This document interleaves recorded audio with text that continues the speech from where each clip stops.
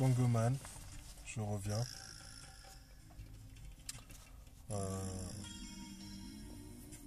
parler encore une fois de ma tristesse à propos de ma race, à propos des miens, des gens que j'aime.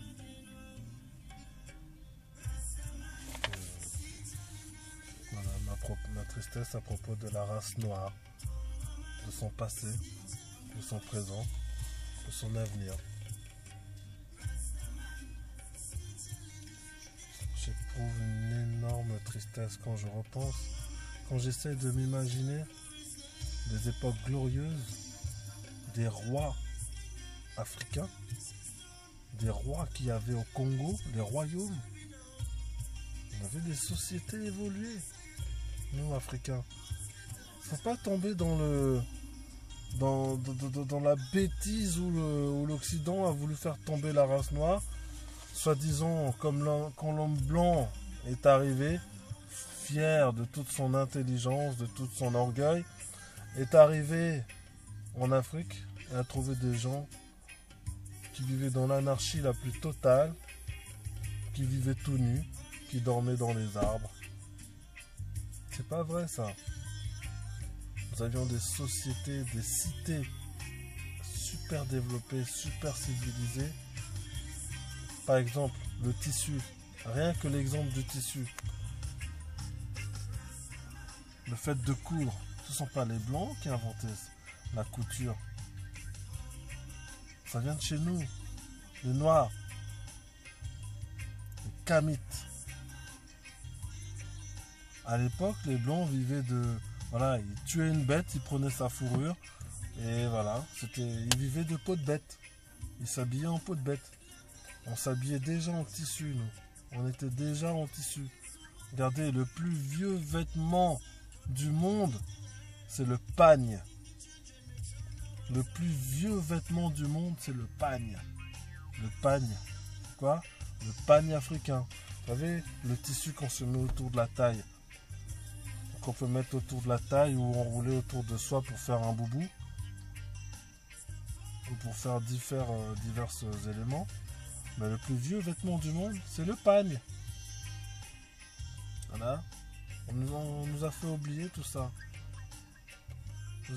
Voilà, comme je disais tout à l'heure, Martin Luther King nous a dit: ce que je crains le plus, ce n'est pas la méchanceté des méchants, c'est le silence des hommes de bien. Des gens, comme je disais tout à l'heure, savent que le monde va mal, qu'on ne peut pas continuer comme ça. Et ça, le silence des hommes de bien, c'est comme je disais dans une vidéo précédente, c'est de la paresse. Parce qu'un homme de bien, quel est son rôle? C'est de faire du bien. C'est le juste. L'homme de bien, c'est une personne juste. Quel est le rôle du juste? C'est de faire la justice. Ou, pas forcément faire la justice, mais dénoncer les injustices. Quand on n'a pas les moyens de faire justice, on a en tout cas quelque chose que Dieu nous a donné jusqu'à ce qu'on nous coupe la langue, c'est la parole. Dénoncer les injustices. Pourquoi je vilipendie autant les blancs? Comme je dis, ce ne sont pas les blancs comme toi, qui travaillent comme toi et moi, comme n'importe qui. J'ai beaucoup d'amis blancs qui sont des gens de bien.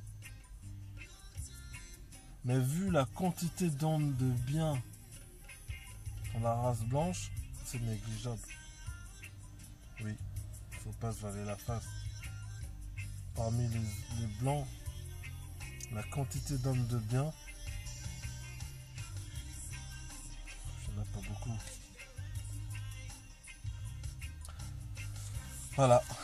Ce que je crains le plus, ce n'est pas la méchanceté des méchants, c'est le silence des hommes de bien. Et il avait même dit quelque chose en plus, Martin Luther King.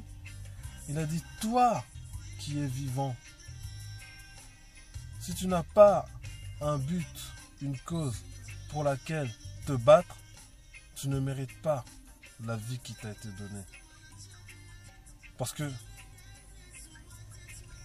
on sera jugé au final par l'Éternel, Dieu Tout-Puissant, le Très-Haut, au-dessus de toute autorité, suprême autorité, Tata Nzambi Wampungu. On sera jugé sur la quantité de bien qu'on aura fait ou de mal qu'on aura fait. Et si tu n'as rien fait, qu'est-ce qu'il va dire Tata Nzambi?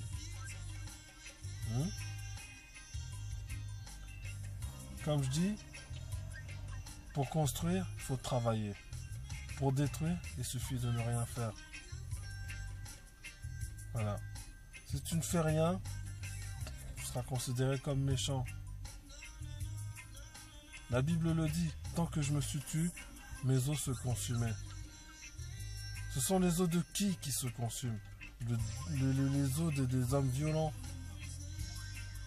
Mais voilà, je voulais partager avec vous quelque chose que j'ai trouvé sur le net.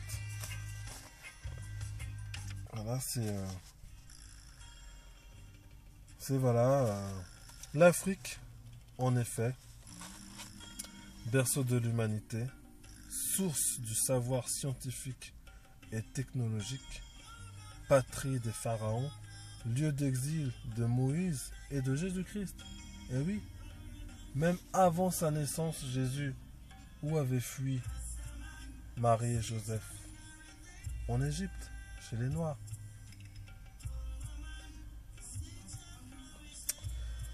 Terre des pyramides, lieu de rencontre par excellence des grandes religions mondiales. Terre de voyants, de prophètes et de grands messagers divins. Eh oui. Je me demande même si quand Jacob n'avait pas vu la grande échelle où il y avait des anges qui descendaient et d'autres qui remontaient, si c'était pas en Afrique. Si quand il s'est battu dans le noir, dans la nuit, avec cet homme, cet ange, si ce n'était pas en Afrique. Enfin, c'est la question que je me pose. Parce que il n'y a pas de forêt. Il n'y a pas de forêt dans cette zone de Palestine, de Moyen-Orient. Il n'y a pas de forêt là-bas. Il n'y en a pas. Pourtant, il s'est battu dans une forêt, au milieu de buissons et tout, avec un homme dont il n'a pas vu le visage. Voilà.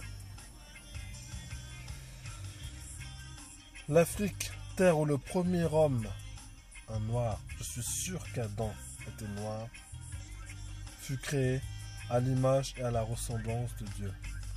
Ça n'engage que moi. Personne n'a vu Dieu. Mais je suis persuadé de quelque chose que l'on nous cache. L'Afrique, pour en revenir à ça, Jésus était-il noir? Il y a quelque chose que très peu de gens savent, mais que moi je sais, parce que je me cultive, je me renseigne beaucoup. En 1981, le pape Jean-Paul II a fait un voyage en Afrique. Je ne sais plus si c'était au Kenya ou... En tout cas, c'était en Afrique de l'Ouest. Il a fait une déclaration fracassante. On me dira, ça n'engage que l'Église catholique. Mais Jean-Paul II a dit que Dieu, et à combien plus forte raison, son Fils Jésus-Christ, sont noirs. À l'origine, Dieu est noir et donc par conséquent Jésus, son Fils, est noir. Vous savez, dans les archives du Vatican, il y a des secrets de l'Antiquité qui sont gardés là-bas.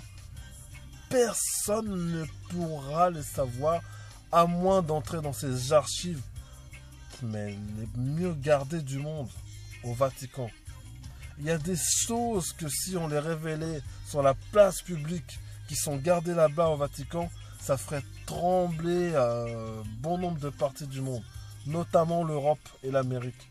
Il y a des choses qui se savent là-bas, mais que l'on garde, que l'on ne veut pas révéler.